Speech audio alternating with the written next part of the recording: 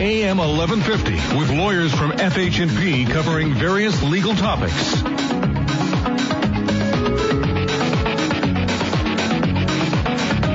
Well, here we are, as every Tuesday, with the fine legal brains from FH&P. Clay Williams joins us this morning. Good morning, Clay. Good morning. And I love the ideas you guys come up with. They're varied, sometimes surprising, but always relevant. Your selection for the topic today, and by the way, if you have any questions related on topic, please give us a call. And we'd love to hear them. Our topic today, dog bites. A lot of people talking about this because it does seem to be in the news. It's in the news, and it's usually a shocking, horrible story.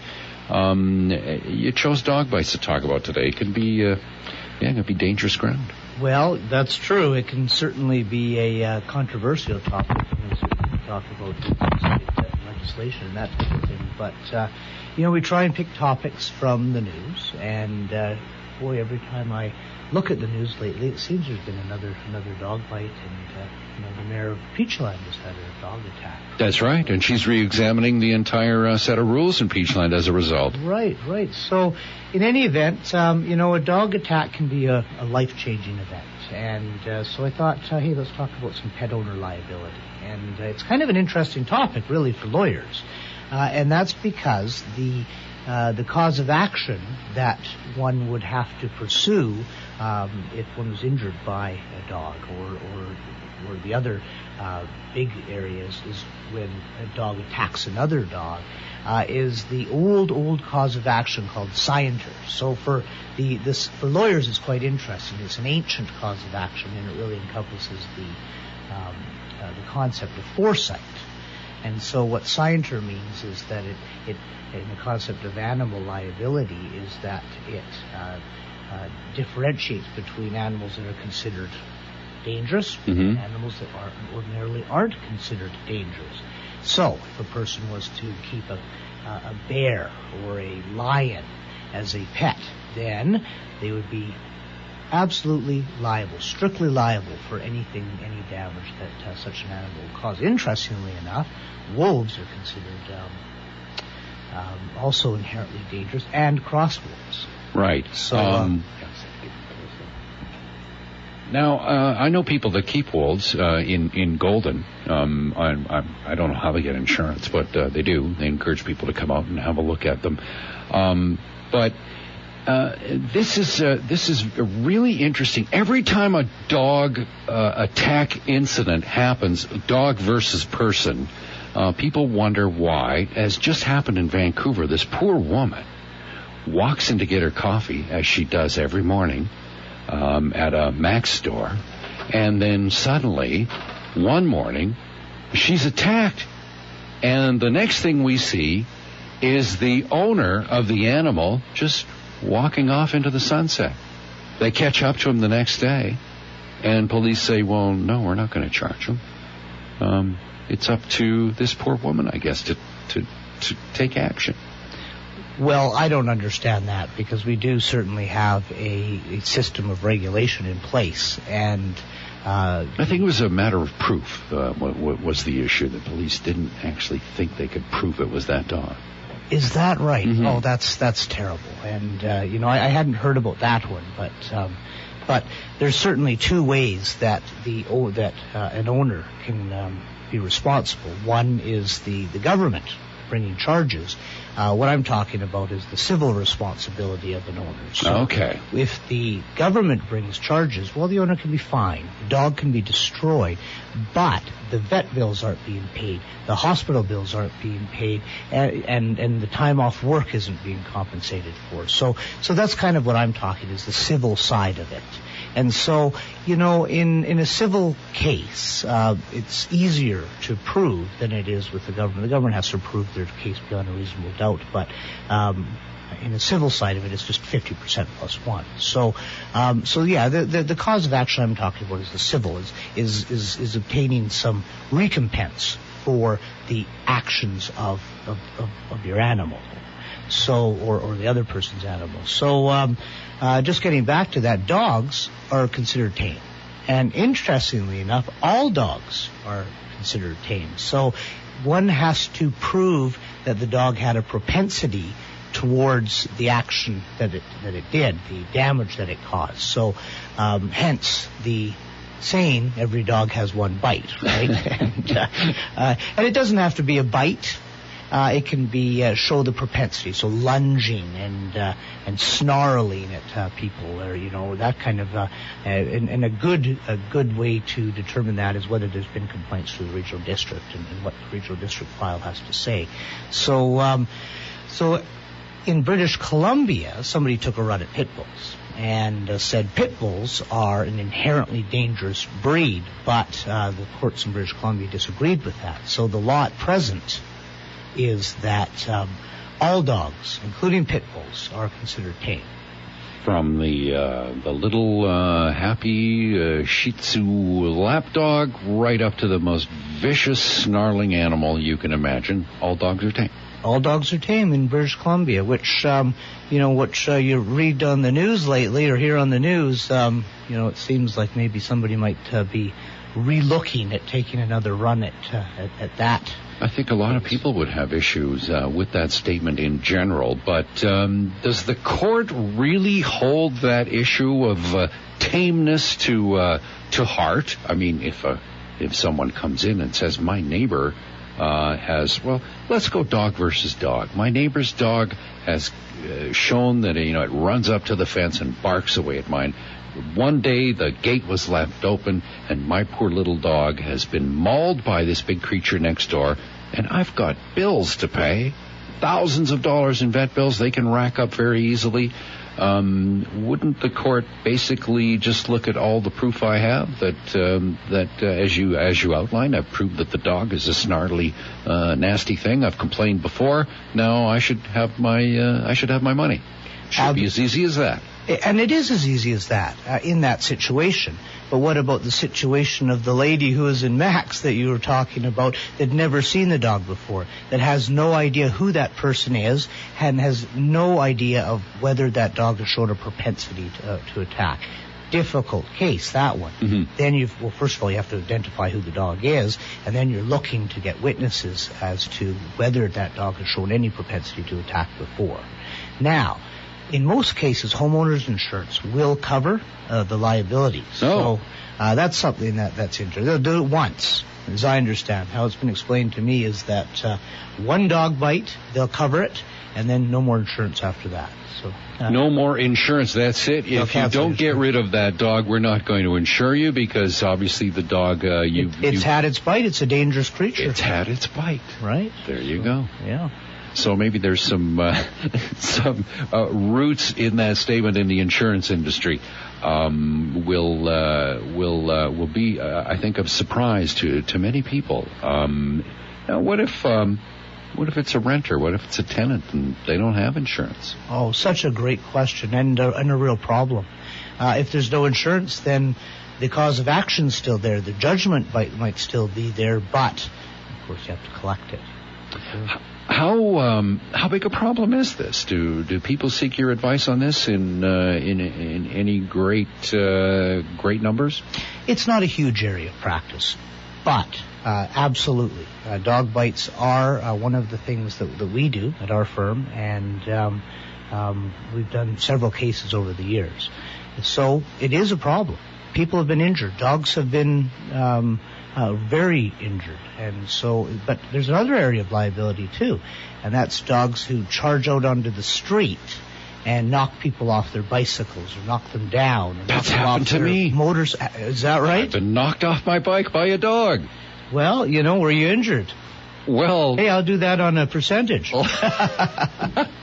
I have to think back, but I think I was. It wasn't obviously, anything that was long-lasting, but probably more frightened than anything, and shocked and surprised. But sometimes people are very injured, and we've done those cases as well. And you have to go through the same process. Has that dog shown a propensity to charge bicyclists or whatever the case may be?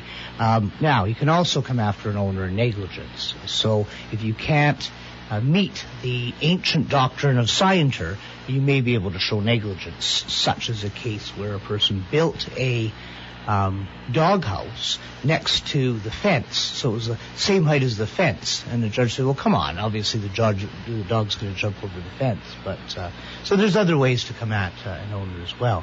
But good point. If you don't own a house, if you don't have insurance, what are you going to do? Right. Interesting. Clay Williams is with FH&P. We're talking about dogs. Bad dogs, dogs that bite and snarl and make life difficult for people, and what action some people might have when it comes to recourse. If you have a question, we'll entertain one or two in the limited amount of time that's available to us. Our number's 250-862-2525. We need to take a break right now. We'll be back with Clay Williams right after this. AM 1150 with lawyers from FH&P covering various legal topics.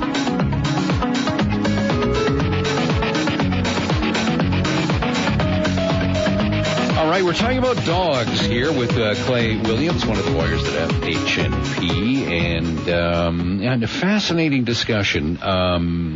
We could go on for hours. Let's narrow it down. Let's talk about problem breeds. And why, for heaven's sake, is the pit bull, after so many examples of aggression and damage and pain inflicted and injury on children and adults alike, does the court feel in British Columbia that a pit bull is not a dangerous animal? We have precedents in Ontario. Those laws have been challenged and upheld, Manitoba as well. But BC, we seem to think they're all okay. Well, some of us seem to think they're okay, I guess. Nothing more controversial than the specific breed legislation, and certainly pit bull owners are very vocal about it not being the breed, but being how you raise the dog or the situation, and very controversial subject. But the case that I'm talking about in British Columbia happened in 1996, where at that time, and on that evidence, the judge felt that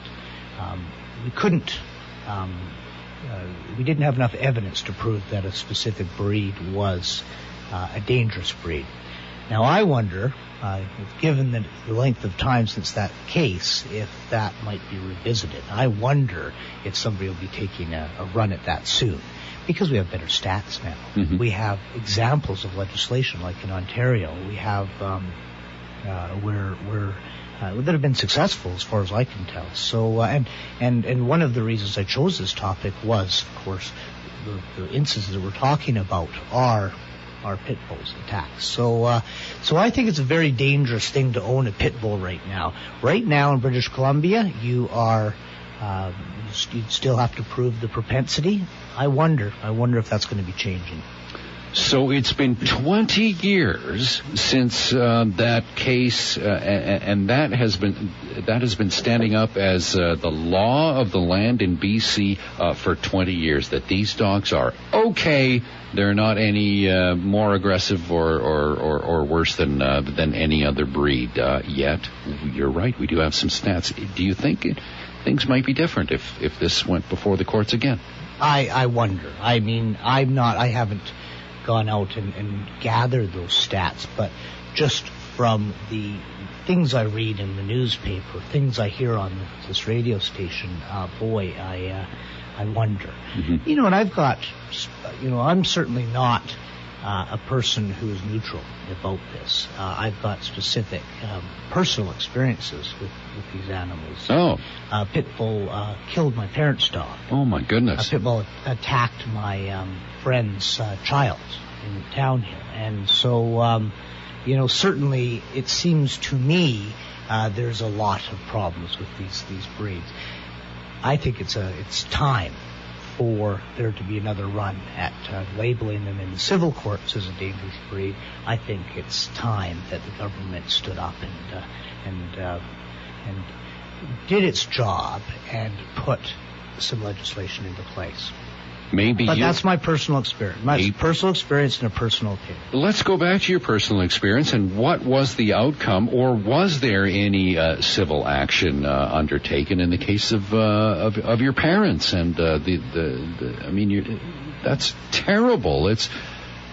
Are there damages when a pet dies? Well, not much, because there's no ongoing vet bills, but it was also the situation of a tenant and a really very limited likelihood of actually getting any money out of the judgments. Right. So it's a difficult situation with these animals, for sure. What's your experience overall, in general, when someone comes to you and says, my dog has been attacked, the dog has survived, and I have all of these vet bills. Is there in your experience, have you won more cases than you've said, look, we don't have a chance? Almost every case is settled. If there's insurance and you're able to show some propensity, then it's dealt with that way. And so you're looking for evidence. You're interviewing the neighbors, and you are getting a regional district file.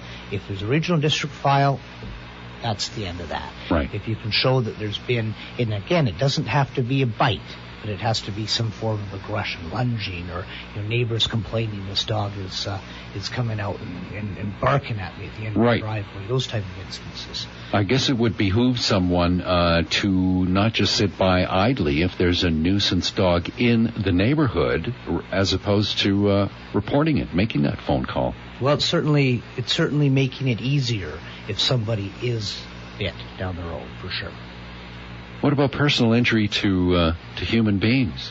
Same idea? Absolutely the same. Absolutely the same. We're looking for that propensity. We're looking for that. And as soon as that propensity happens, then and you're able to show the propensity, then liability follows. It's about propensity, folks. It's got to be on the record, or in many cases it doesn't exist, or it didn't happen. Wow.